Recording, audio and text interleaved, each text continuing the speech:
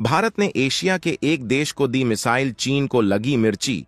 लगातार चीन की अरब सागर में हरकत चलती रहती है।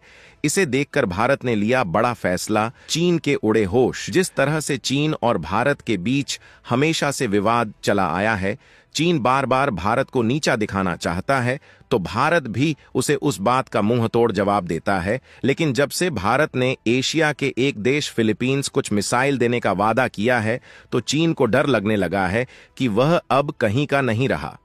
तो आए दोस्तों, जानते हैं इस एक मिसाइल से चीन के होश क्यों उड़ रहे हैं।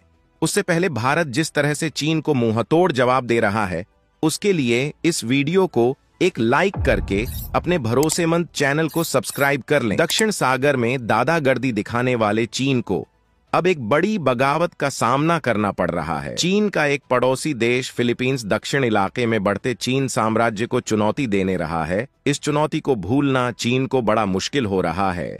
नई साल की शुरुआत होते ही चीन को बड़ा झटका लगा है, क्योंकि नए साल में फिलीपींस को भारत में निर्मित ब्रह्मोस सुपरसोनिक क्रूज मिसाइल की एक खेप मिलने वाली है। साल 2022 में भारत और फिलीपींस ने इसे लेकर एक डील साइन की थी, और वह डील अब पूरी तरह से बनकर तैयार हो चुकी है। भारत के इस मिसाइल सिस्टम से फिलीपींस की नौसेना की ताकत में बढ़ोतरी होगी। साथ ही भारत की ब्रह्मपुत्र और रूसी मोस्कोवा नदियों के नाम पर बनी ब्रह्मोस मिसाइलें, जो जल्द ही दक्षिण पूर्व एशियाई देश फिलीपींस में पहुंचा दी जाएंगी। ये मिसाइलें दुनिया की सबसे लंबी तटरेखा वाले देश को सुरक्षित करने में मदद करेंगी। जिस तरह से चीन लगातार फिलीपींस एशिया सागरों में अपनी दादागिरी दिखाता रहता है, लेकिन अब चीन की सिट्टी पट्टी गुल हो गई है। इस सिस्टम को तैनात होने से न सिर्फ खतरे का जवाब देने के लिए फिलीपींस की सेना की ताकत में बढ़ोतरी होगी, बल्कि ये पश्चिम फिलीपींस सागर में इसके विरोधियों को क्षेत्रीय संप्रभुता की रक्षा करने के मजबूत इरादे के संकेत भी मिलेंगे। डिलीवरी के बाद Philippines supersonic anti ship cruise missile क्षमता वाले दक्षिण पूर्व एशियाई देशों के एक छोटे क्लब में शामिल हो जाएगा। चीन के पास आज तक ऐसी कोई मिसाइल नहीं है जो भारत की ब्रह्मोस मिसाइल को टक्कर दे सके। ये डील भारत और फिलीपींस के बीच करीब 87.49 करोड़ डॉलर पर फिक्स की थी। आपको बता दें कि ब्रह्मोस मिसाइल के लिए यह विदेशी पहली डील है। साथ ही इस मिसाइल के लिए दक्षिण एशिया के और कुछ देशों से भी बातचीत चल रही है। फिलीपींस के लिए इस मिसाइल की इतनी अहमियत है कि आप उसे समझ नहीं सकते, क्योंकि फिलीपींस का चीन से दक्षिण चीनी सागर में कई सालों से विवाद चल रहा है। इससे इस मिसाइल की अहमियत और भी ज्यादा बढ़ जाती है, और साथ ही यह पहली मिसाइल होगी जो फिलीपींस की नौसेना के तटीय रक्षा रेजिमेंट में शामिल होगी। अब फिलीपींस का भारत से सुपरसोनिक मिसाइल खरीदना कहीं ना कहीं चीन के लिए संदेश है। ये सौदा भारत और फिलीपींस के संबंधों में और मजबूती लाएगा और दोनों देशों के बीच रक्षा कारोबार को बढ़ावा देगा। चीन और भारत के बीच भी लंबे समय से सीमा विवाद रहा है। पिछले लगभग 1.5 साल से लद्दाख की गलवान घाटी में दोनों देशों की सीमाएं आमने सामने खड़ी हुई हैं। वहीं चीन भारत के अरुणाचल प्रदेश पर भी अपना दावा करता रहता है और भारत इसका कड़ा विरोध करता है। में चीन के संदर्भ में भारत और फिलीपींस लगभग एक ही तरफ दिखाई देते हैं, और इनकी बढ़ती नजदीकियों से चीन को दिक्कत हो रही है। दोस्तों, आपकी जानकारी के लिए बता दें, ये मिसाइल भारत और रूस के संयुक्त उपक्रम से तैयार हुई थी। इस मिसाइल को जल या थल से पहले ही सफलपूर्ण छोड़ा जा सकता है। ऐसी खतरनाक क्षमता वाली मिसाइल को ट्रायड कहा जाता है। इस प्रकार की मिसाइल केवल भारत से पहले अमेरिका, रूस और सीमित रूप से फ्रांस के पास मौजूद थी। ब्रह्मोस मिसाइल दुनिया की सबसे सुपरसोनिक मिसाइल मानी जाती है। हालांकि सुपरसोनिक मिसाइल से तेज दुनिया में कोई सी भी मिसाइल नहीं बनी है, लेकिन यह भी सुपरसोनिक मिसाइल को ही टक्कर देने के लिए बनाई गई है। ब्रह्मोस मिसाइल की रफ्तार लगभग 2.8 मैक ध्वनि की रफ्तार के बराबर है।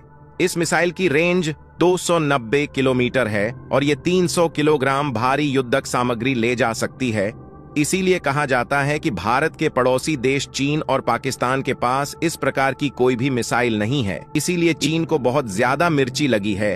हालांकि क्या के पास भी DF-31AG अंतर महाद्वीपीय बैलिस्टिक मिसाइल है, जो 10,000 किलोमीटर तक मार कर सकता है। इसके अलावा मध्यम दूरी की मार करने वाली बैलिस्टिक मिसाइल DF-21D भी है। इसे कैरियर किलर के नाम से भी जाना जाता है। जिस प्रकार से दुनिया में अब भारत की ब्रह्मोस मिसाइल को खरीदने की ओर चल रही है, उनमें कई देश सामने आ चुके हैं। जब से भारत ने फिलीपींस से ब्रह्मोस मिसाइल की डील पक्की की है, फिलीपींस के अलावा इंडोनेशिया, वियतनाम, मलेशिया, संयुक्त अरब अमीरात, सऊदी अरब और ओमान शामिल होने आकांक्षा बनी हुई है। ये सभी देश भी भारत की ताकतवर ब्रह्मोस मिसाइल को खरीदने की होड़ में शामिल होते नजर आए हैं। तो चलिए दोस्तों, अब जान लेते हैं दूसरी सबसे बड़ी अपडेट के बारे में। जिस प्रकार से लाल सागर में लगातार हमले होते चले आ रहे हैं, लेकिन अब एक बार फिर से भारत को एक बड़ा नुकसान होने की आकांक्षा बनी है।